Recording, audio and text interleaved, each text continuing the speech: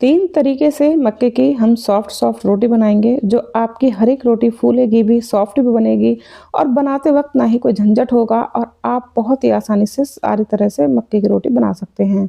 तो देखिए, मक्के की रोटी सर्दियों में खाने बहुत पसंद है, लेकिन बनाने में बहुत ही झंझट लगता है।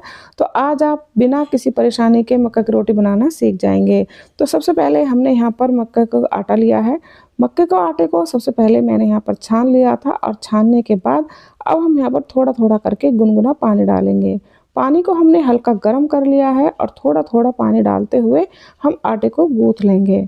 देखिए, जो भी जब जब भी आप मक्का की रोटी बनाएँ तो सबसे पहला जो हमारा मेन प्रोसीजर है वो यही है कि जितना अच्छा तरीके से आपका आटा गूँथेगा, उतना ही बढ़िया आपकी मक्के की रोटी आएगी। देखिए, आटे को थोड़ा-थोड़ा हमेशा गुनगुने पानी से ही लगाइएगा और थोड़ा-थोड़ा पानी डालते हुए इस तरीके से आटे को पहले रफली डो बना लीजिएगा। जब आपका आटा इकट्ठा हो जाए तो इस तरीके से हथेली की सहायता से जो हाथ हैं, उसके हाथों की जो हथेली है और जो नीचे का पोर्शन है हथेली का, इससे आप आटा गूँथिएगा। चाहे बाजरे का आटा हो, चाहे मक्के का आटा हो, इसी तरीके से गूँथना चाहिए। देखिए, गेहूँ का आटा हमेशा अलग तरीके से गूँथा जाता है और मक्के का आटे का गूँथने का तरीका अलग होता है।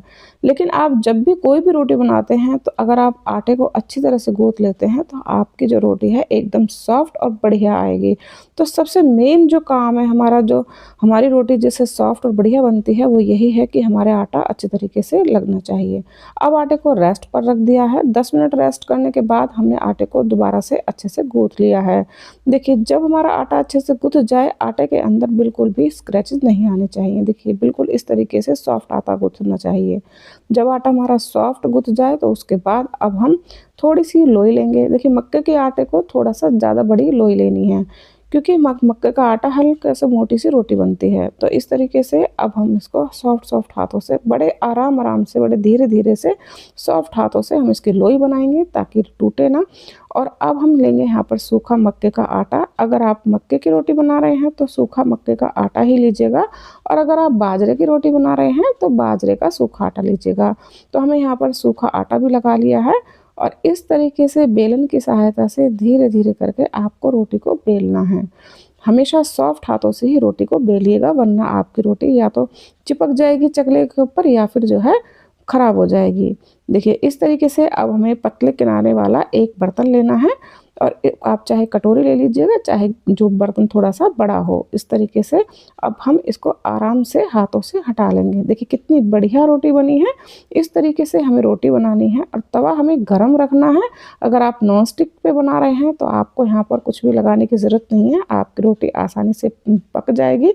लेकिन अगर आप लोहे के तवे पे बना रहे हैं तो तवे पर थोड़ा-सा घी लगा लीजिएगा पहले, उसके बाद ही रोटी को डालिएगा। जब रोटी दोनों तरफ से इस तरह से थोड़ी-थोड़ी सी पक जाए, देखिए, मक्का की रोटी थोड़ा-सा ज़्यादा समय लेती है पकने में, तो इस तरीके से थोड़ी-थोड़ी सी दोनों तरफ से ये पक जाए, तब हम इसको गैस पर पकाएँगे।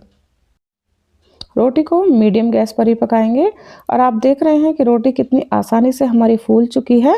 और इस तरीके से पहले हम रोटी के किनारों को चारों तरफ से सेक लेंगे और सेकने के बाद फिर बीच में से भी सेक लेंगे। तो जब तक हमारी रोटी अच्छे तरीके से कुरकुरी सी ना हो जाए, क्रंची ना हो जाए, रोटी को इसी तरीके से हल्का-हल्का चारों तरफ से सेक लेंगे। अब हम दूसरे तरीके से रोटी बनाएँगे। हमने एक साफ-सी पॉलीथीन ली है और आटे की हमने ऐसे लोई बना ली है। लोई पे के ऊपर फिर से हमने यहाँ पर सूखा आटा लगाया है और सूखे आटे के बाद अब हम यहाँ पर लोई को हल्का-सा फैला देंगे और इसके ऊपर यहाँ पर हम रखेंगे प्लेट और प्लेट पे थोड़ा-सा प्रेशर देंगे। प्रेशर के बाद हमने यहाँ पर दोबारा से हमने यहाँ पर एक बार फिर से प्लेट के ऊपर प्रेशर दिया है और चारों तरफ से हमने यहाँ पर लोई को अच्छे तरीके से घुमा लिया है। देखिए, अब आप देखेंगे कि हमारी रोटी थोड़ी-सी बड़ी हो गई है। देखिए, हमने यहाँ पर पॉलीथीन को इस तरह से घुमाते हुए और जो हमने प्लेट के ऊपर इस पे थोड़ा-सा दबाव डालते हुए जब हमने रोटी बनाई थी, तो आपकी रोटी बिल्कुल तैयार हो चुकी है। आप चाहें तो इस तरीके से भी रोटी बना सकते हैं, इसे भी आप थोड़ा-सा तैयार कर सकते हैं। लेकिन अगर आप इसको नहीं सेकना चाहते तो इस तरीके से एक तीसरा तरीका भी है। इस तरीके से आप इसको हाथों से ही थोड़ा-सा बड़ा कर सकते हैं। आप जितनी बड़ी रोटी बनाना चाहते हैं, इतनी ही बड़ी आप इस तरीके से हाथों से थोड़ा-सा प्रेशर देते हुए बड़ी आसानी से ये रोटी बन जाएगी, उतनी बड़ी आप रोटी बना लीजिएगा। हमने इसको पॉलीथीन के ऊपर बनाया है, जिसकी वजह से ये बहुत ही आसानी से हम इसे आराम से हाथों पर ले सकते हैं। देखिए ना तो ये टूटी है और ना ही ये बिल्कुल ख़राब हुई है। इस तरीके से हमें यहाँ पर बहुत ही अच्छी एकदम सॉफ्ट और बड़ी रोटी बनकर मिल जाएगी। देखिए कितनी बढ़िया रोटी बनकर तैयार हुई है, तो हमें इसी तरीके से सारी रोटियाँ तैयार कर लेनी है। अब आप जब भी मक्का की रोटी बनाएँगे तो आपको बहुत ही आसानी से बिना किसी झंझट के सॉफ्ट और एकदम फूली-फूली मक्के की रोटी मिलेगी। अब आप इसे सर्दियों में गरम-गरम साग के साथ और साथ में इसमें डालिएगा मक्खन, और मक्खन और साथ में इसमें थोड़ी-सी सैलेड के साथ जब आप इसे खाएँगे ना, तो आपका इस मक्का की रोटी का टेस्ट कई गुना बढ़ जाएगा। तो एक बार इसे बनाकर ज़रूर देखिए।